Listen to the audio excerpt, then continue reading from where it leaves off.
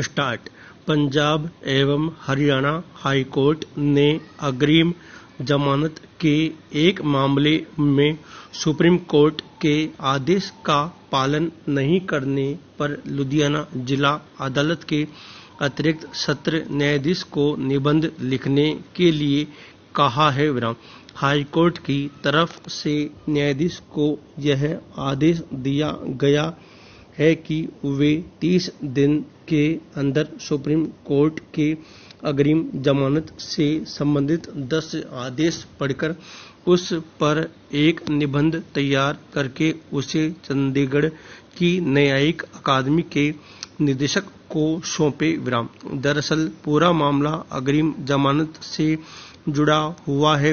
मौत का झूठा मामला पाए जाने के बाद भी लुधियाना के अतिरिक्त सत्र न्यायाधीश ने अग्रिम जमानत की एक याचिका पर रोक लगा दी है, जिसके बाद याचिकाकर्ताओं ने जमानत की अर्जी पंजाब एवं हरियाणा हाई कोर्ट में लगाई, जिस पर सुनवाई करते हुए हाई कोर्ट ने अतिरिक्त सत्र न्यायाधीश को निबंध लिखने का निर्देश दिया है। मामला 2005 का है। हरदीप सिंह नाम के एक शख्स को पुलिस ने मादक पदार्थों की तस्करी के आरोप में गिरफ्तार किया था। बाद में हरदीप की मौत हो गई। उसके पिता नागेंद्र सिंह ने पुलिसकर्मियों पर हरदीप की हत्या का आरोप लगाया था। नागेंद्र सिंह का कहना था कि उनके बेटे को गैर कानूनी तरीके से पुलिस की हिरासत में रखकर उसके साथ मारपीट की गई, जिसके चलते उसकी मौत हो गई। इस मामले में पंजाब पुलिस के कर्मचारी अमरजीत सिंह और उनके 2 साथियों को गिरफ्तार किया गया था, जिसके बाद से ही वे जेल में बंद थे। खास बात यह है कि इस मामले में सबूत के तौर पर तालाब से एक शव भी मिला था। उस वक्त इस शव की पहचान हरदीप सिंह के तौर पर की गई थी। बाद में जांच के दौरान यह शव और किसी का पाया गया, जबकि हरदीप के पिता द्वारा पेश किए गए सभी सबूत भी झूठे निकले।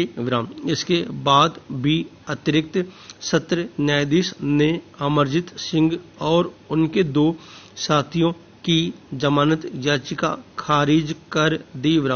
हाई कोर्ट ने इस मामले में सुनवाई करते हुए लुधियाना की निचली अदालत के जज को फटकार लगाई।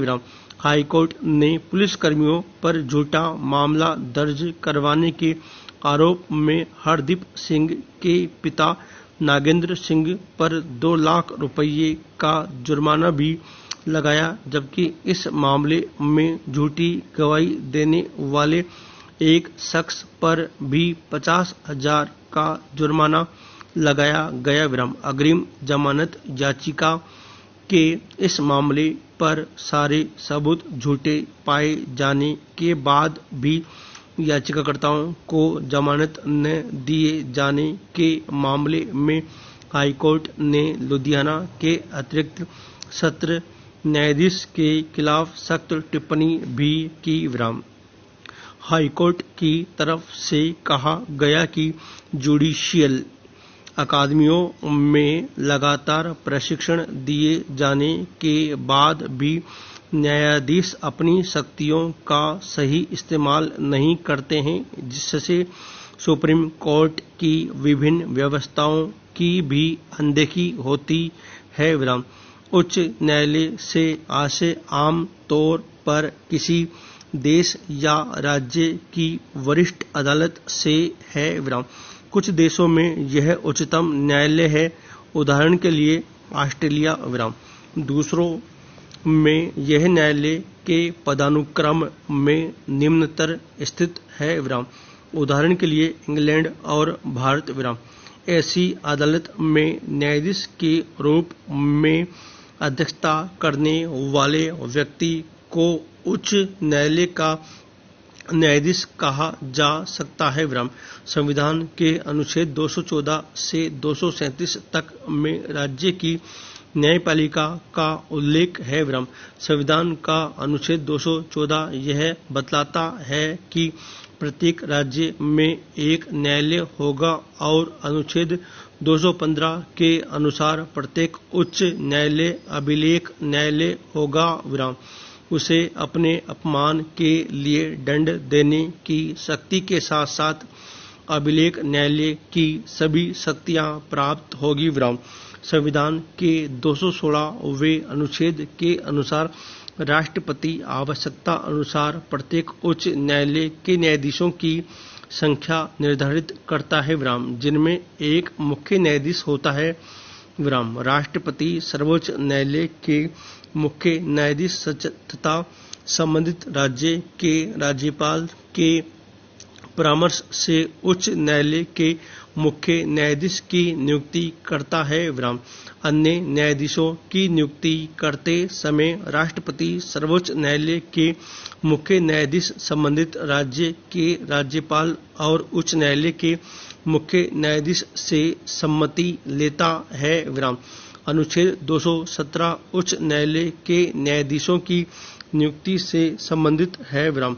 अनुच्छेद 231 कहती है कि दो अथवा दो से अधिक राज्यों के लिए एक समान उच्च न्यायालय का गठन किया जा सकता है और इसमें अनुच्छेद 214 आड़े नहीं आती। विराम। संविधान के अनुसार उस न्यायालय का न्यायाधीश वही व्यक्ति नियुक्त हो सकता है जो भारत का नागरिक हो, भारत के राज्य क्षेत्र में कम से कम 10 वर्षों तक किसी न्यायिक पद पर रह चुका। विराम। अथवा किसी राज्य के या दो से अधिक राज्यों के उच्च न्यायालयों में कम से कम 10 वर्षों तक अधिवक्ता रह चुका है। विराम। उच्च न्यायालय के मुख्य न्यायाधीश को 90,000 रुपये प्रति मास वेतन तथा अन्य न्यायाधीशों को 80,000 रुपये प्रति मास वेतन मिलता है। विराम। उन वेतन और भत्ते राज्य की संचित निधि पर पारित होते हैं और राज्य का विधान मंडल उनके भत्ते आदि में कटौती नहीं कर सकता। विराम। वित्तीय आपात की घोषणा होने पर उनके वेतन कम नहीं किए जा सकते। विराम। सेवानिवृत्त होने पर उन्हें पेंशन दिया जाता है। विराम। सेवानिवृत्त होने पर वे किसी भी न्यायालय में वकालत नहीं कर सकते। विराम। उच्च न्यायालय के न्यायाधीश अपने पद पर 62 वर्ष की आयु तक पदासीन रहते हैं। विराम।